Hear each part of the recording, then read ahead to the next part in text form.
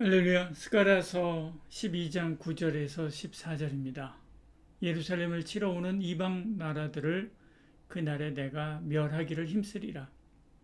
내가 다윗의 집과 예루살렘 주민에게 은총과 간구하는 심령을 부어주리니 그들이 그 찌른 바 그를 바라보고 그를 위하여 애통하기를, 독자를 위하여 애통하듯 하며 그를 위하여 애통하기를 장자를 위하여 통곡하듯 하리로다. 그날에 예루살렘에 큰 애통이 있으리니 무기또 골짜기 하다 드림몬에 있는 애통과 같을 것이라.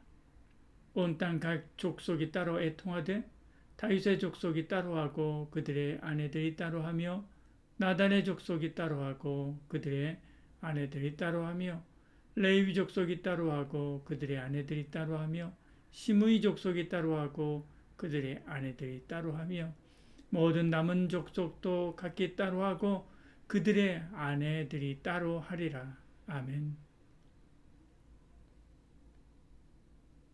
스가랴는 제사장 가문 출신입니다. 할아버지는 잇도지요.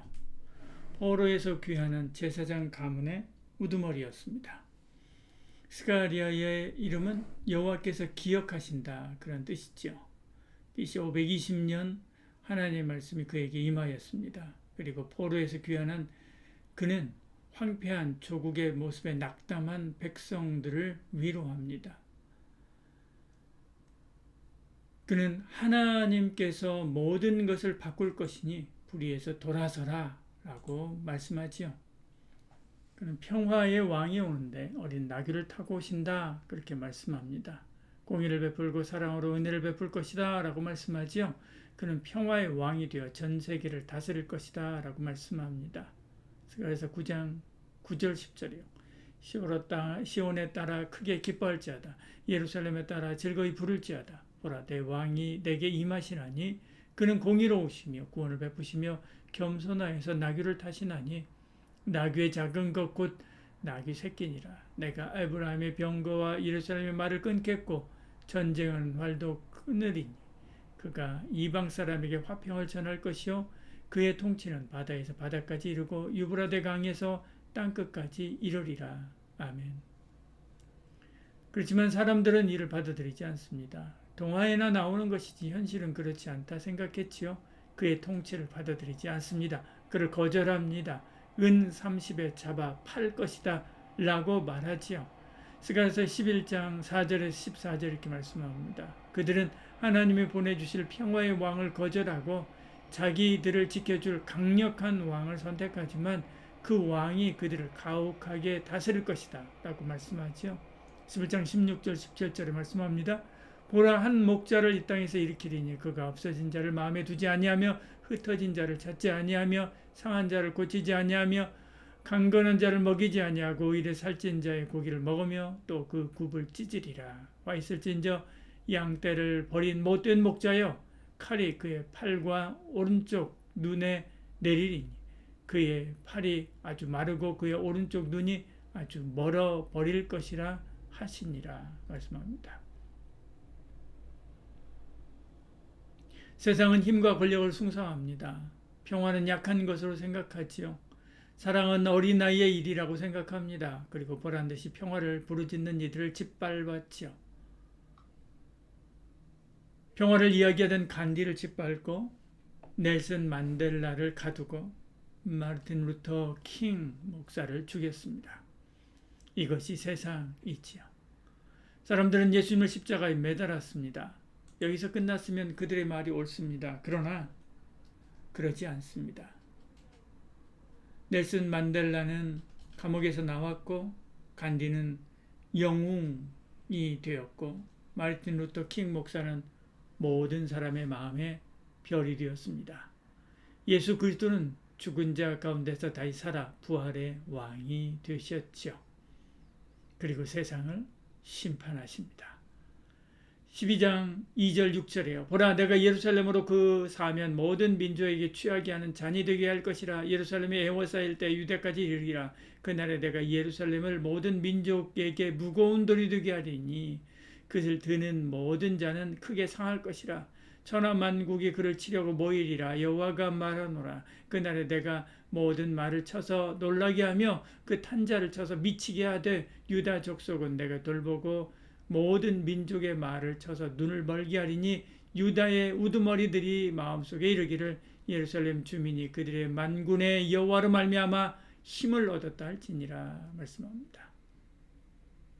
이 말씀은 사람들이 자기 힘으로 도저히 들어 올리지 못할 무거운 돌을 억지로 들어 올리려고 시도하다가 결국 자신이 그것에 깔려서 죽는 것처럼 이방 민족들이 예루살렘을 무너뜨리려고 달려들었다가 결국 자기들이 패망하고 말 것이다 라고 하는 말입니다. 당시 고대 팔레스타인 지방에 있었던 큰 돌을 들어서 힘을 겨루는 풍습 것을 들어서 이스라엘의 승리를 말씀하는 것이지요. 온 세상 사람들이 다 달려들어도 이기지 못하고 오히려 하나님이 그들에게 힘을 주신다 고백할 것이다 라고 말하는 것입니다. 여기 예루살렘 주민은 성도를 말하는 것이지요.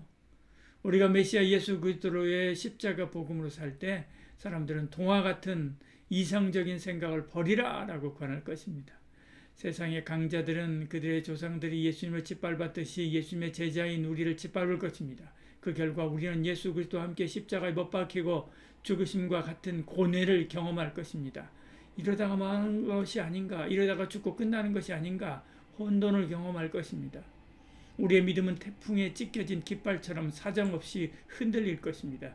그러나 하박국의 고백처럼 그럴지라도 나는 주와 함께 십자가에 죽겠노라고 고백하고 나아갈 때 승리하게 되는 거죠. 주님이 부활했듯이 고요하면서도 힘있는 부활의 아침, 세상이 두려움에 떨 부활의 아침을 맞이할 것입니다. 모든 민족의 돌이 되게 하실 것입니다. 과연 하나님은 살아계시다라고 고백하게 하실 것입니다. 그러나 이로 멈추지 않습니다. 우리 모든 삶을 회복시키고 성령을 부어 주실 것입니다. 스가랴 12장 10절에 이렇게 말씀하죠. 내가 다윗의 집과 예루살렘 주민에게 은총과 간구하는 심령을 부어주리니 그들이 찌른 바 그를 바라보고 그를 위하여 애통하기를 독자를 위하여 애통하듯 하며 그를 위하여 통곡하기를 장자를 위하여 통곡하듯 하리로다. 표준 서번역 성경은 이렇게 번역했습니다. 그러나 내가 다윗의 집과 예루살렘에 사는 사람들에게 은혜를 구하는 영과 용서를 비는 영을 부어주겠다. 그러면 그들은 나 곧 그들이 찔러 죽인 그를 바라보고서 위아들 잃고 슬피 울듯이 슬피 울며 맏아들을 잃고 슬퍼하듯이 슬퍼할 것이다. 베드로가 복음을 전할 때 성령을 받고 회개하여 어이할고 우리가 하나님이 보내신 예수 그리스도를 죽였구나 라고 말할 것이라는 것이죠. 마치 이 장면을 옆에서 보고 있는 것처럼 말하고 있는 것입니다. 이 절에서 가장 많이 나오는 단어가 뭡니까? 애통하기를 애통하듯, 통곡하기를 통곡하듯, 눈물이지. 그래도 부족한가 봅니다. 다음 절에도 애통이 두 번이나 나옵니다. 눈물을 통해서 생명으로 일어서게 되는 것이죠. 예루살렘 찌르던 자에서 예루살렘 위에서 찔리는 자가 되는 것입니다. 이것이 그리스도의 승리, 그리스도인의 승리입니다. 웁시다. 마종기 시인을 아실 것입니다. 그분이 동생을 잃고 슬퍼하는 중에 예배드리다가 두려워하지 말라 내가 옆에 있다 라고 하는 말씀을 듣지요. 그가 이렇게 이야기합니다. 잎과 열매를 다 잃은 백향나무 하나가 울고 있습니다. 먼지 묻은 하나님의 사진을 닦고 있는 나무, 그래도 눈물은 영혼의 부동액이라고요. 눈물이 없으면 우리는 다 얼어버린다고요. 내가 몰입했던 단단한 뼈의 성문이 열리고 울음 그치고 일어서는 내 백향나무 하나. 웁시다. 슬프면 웁시다. 아프면 웁시다. 괴로우면 웁시다. 그러나 그냥 울지 말고 주 안에서 울어야 됩니다. 그때 그 울음은 영혼의 부동액이 되어서 우리를 찬바람에도 굳게 설 수 있는 단단한 나무로 만들어줍니다. 십자가 앞에서 자기 죄를 위해서 통곡하고 회개한 사람만이 그리스도 안에 생명을 얻고 하나님의 사람으로 새롭게 되는 것처럼 주 안에서 자기의 연약함과 아픔을 내려놓는 사람만이 그리스도 안에서 생명을 얻고 하나님의 사람으로 새롭게 되기 때문에 그런 것입니다.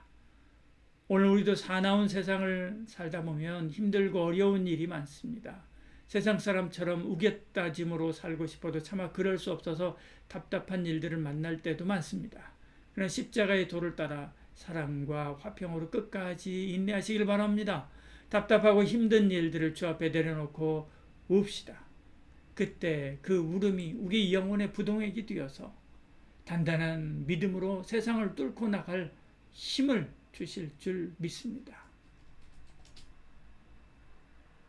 기도하겠습니다. 주님, 우리의 눈을 열어서 하나님의 뜻을 깨닫게 하시고 우리의 마음을 열어서 은혜를 경험하게 하시고 우리의 영혼을 열어서 회개하고 부활의 생명을 누리게 하여 주시옵소서. 우리의 연약함 가운데서 주님의 강함을 느끼게 하시고 주의 사랑과 평화로 세상을 이기는 강한 믿음을 가지게 하여 주시옵소서. 예수님 이름으로 기도드리옵나이다. 아멘.